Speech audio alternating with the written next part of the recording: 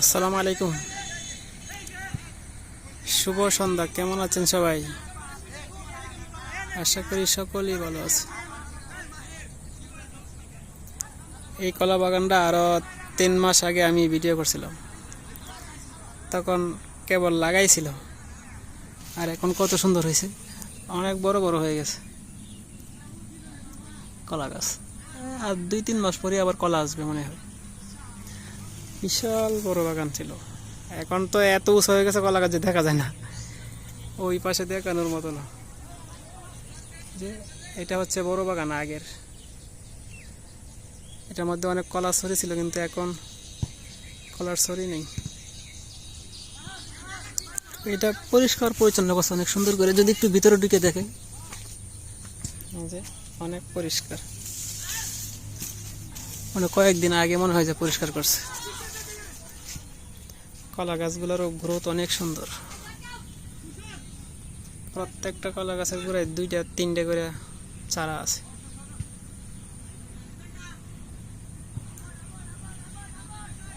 অনেক সুন্দর হয়েছে। এই বাগানের একটা বিশেষত্ব হইল যে লাইন পাইল আছে অনেক সুন্দর করে, সরু লাইন। এই যে এদিক দিয়ে এভাবে লাইন, আমি যদি ঘুরাই দেখাই এই যে দিক দিয়ে এইভাবে এভাবে সুন্দর করে লাইন, মানে যে দিক থেকেই দেখা যায়, বৈশাই দেখা যায়, দাঁড়াই দেখা যায়, লাইন ওদিক দিয়ে থাকাইলেও লাইন, সব দিক দিয়ে লাইন। সব কলা গাছের পাতা দেখা যায় একটু একটু যেরকম মরা, এটা কারণটা কি? মনে হয় ইউরিয়া সার ব্যবহার করা হয়েছে, তো সেই জন্য সারের পরিমাণ বেশি হয়েছে। সার যে দিছে বোঝাই গেছে, কারণ পাতাগুলো অনেক কালো আর কলা গাছগুলো অনেক মোটা, হেভি শক্তিশালী হয়েছে, মানে একবারে হৃষ্টপুষ্ট। এই জন্যই বোঝা যায় যে সার ব্যবহার করা হয়েছে। ছোট গাছ তো, কলার ছড়ি না একটা, তো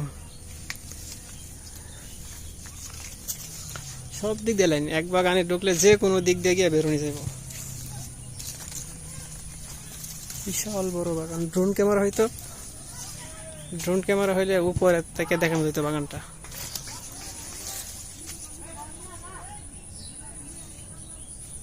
কলার ছড়ি তো দেখতেছি না, একটা দেখা যাচ্ছে মনে হয় আগের পুরাতন বাগান। এই যে একটা কলার ছড়ি।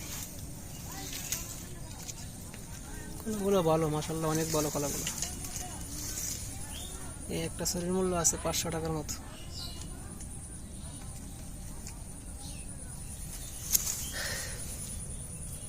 দেখি আর একটু সামনে গিয়ে দেখি, যদি আর একটু কিছু পাই তাহলে দেখানোর চেষ্টা করব। সবাই ভালো থাকবেন, আল্লাহ হাফেজ। আসসালামু আলাইকুম ওয়া রাহমাতুল্লাহ।